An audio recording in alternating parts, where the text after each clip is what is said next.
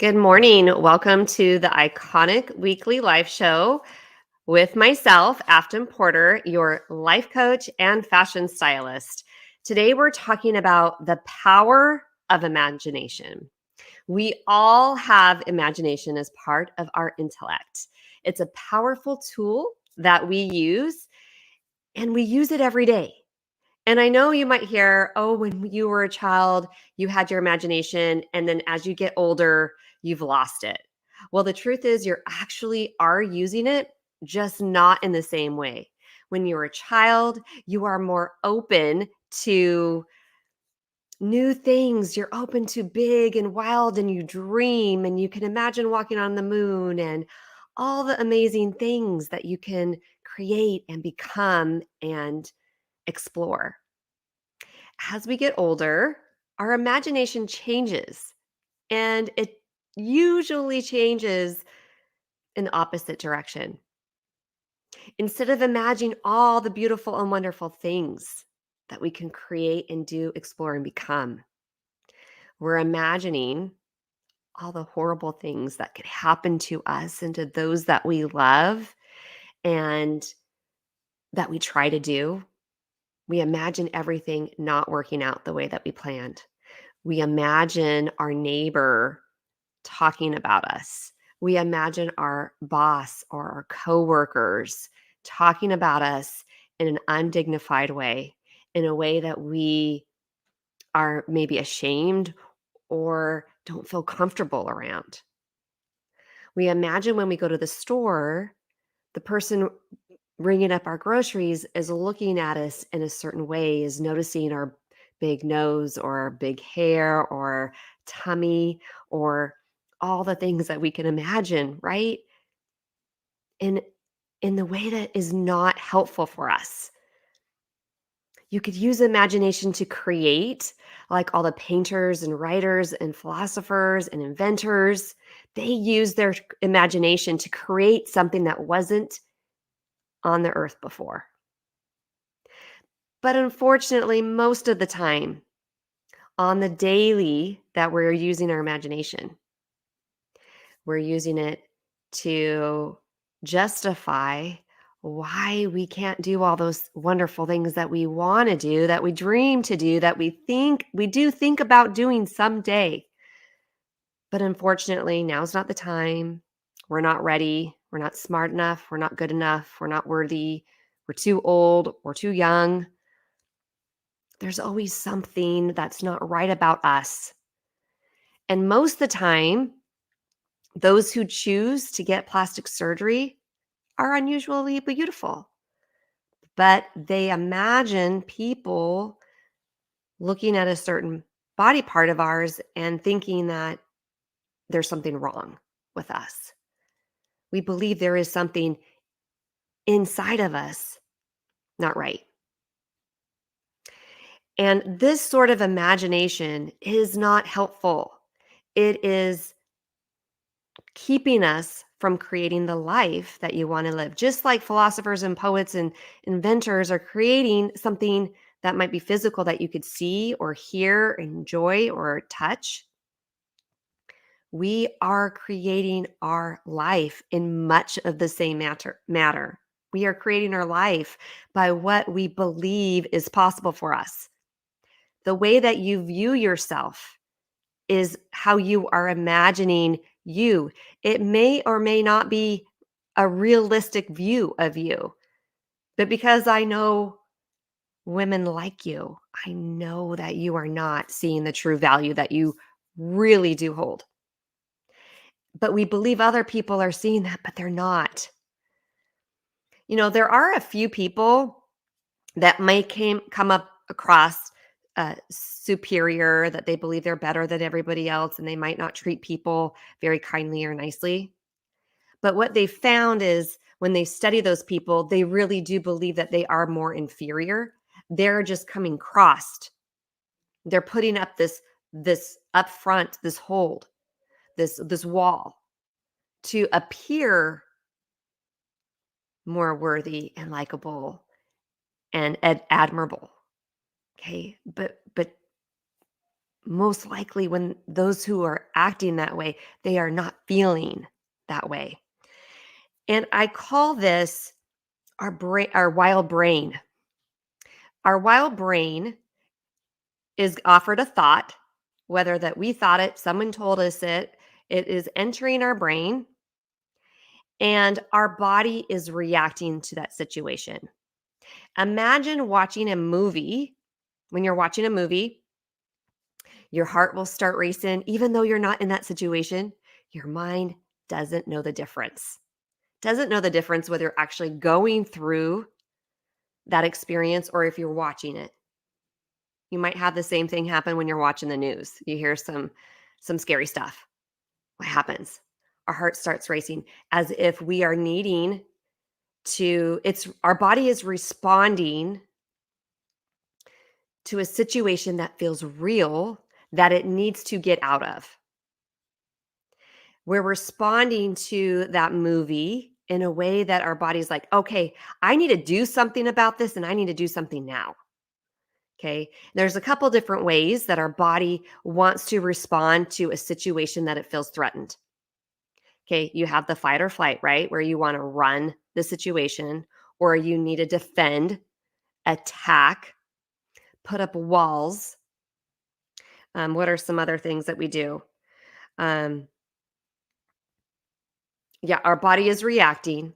Now that our body is physically reacting, there's a new thought that comes to our mind, and it's actually responding to our body's response.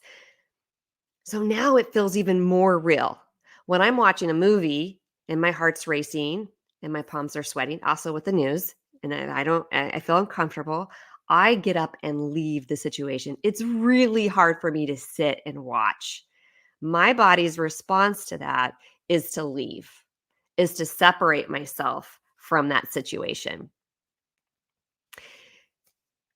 And our brains, when you're imagining something or you're watching something, it's you're actually thinking a thought that is triggering the body to respond. So if you think a thought like, my coworkers are talking to me or talking about me, or my boss doesn't like my work, and you start sweating and your heart starts racing, now it feels real. You just emotionally connected yourself to that thought and it feels real. And now you're making another decision. Your decision might be, I'm going to be avoiding that person. I'm going to avoid my boss at all costs. Now, because you've responded in that manner, what are you now creating in your life? What relationship are you creating by your thought that you imagined about your boss? Is it helping you? Is it creating the life that you want? Or is it deconstructing the life that you want? Is it taking away from? Is your imagination serving you, helping you create the life that you want to create? Or is it your servant? I'm sorry, is it your master? When it's your servant, it's helping you. A servant helps you. When you have a master, you do what they say, right? Is your imagination actually your master? It's telling you what to do. So the wild brain cycle is you have a thought, you put a thought in your mind, whether it was a visual, whether it was something someone said to you and you held on to that thought. You have that thought, your body has a physical response and it feels real. And then you respond to that. That I call your wild brain response. And because it's like allowing weeds to grow into a garden. It's just growing wild, growing crazy, and it's not being intentional. It's not being cultivated, and you're not planning to create the life that you want. You're just letting it just go wild and crazy, which is what our brains naturally do. When you want to um, intentionally create the life that you want, when you have a thought and you notice you're having this emotional response. You're fusing with that response, and it's not what you want. And you notice that you're like, I am imagining my boss thinks that. He has not told me that. I am imagining that. Then what do we want to think about our boss? What is the thoughts that we want to think about it? That he or she loves what I do. She loves what I create. She loves the work that I'm performing.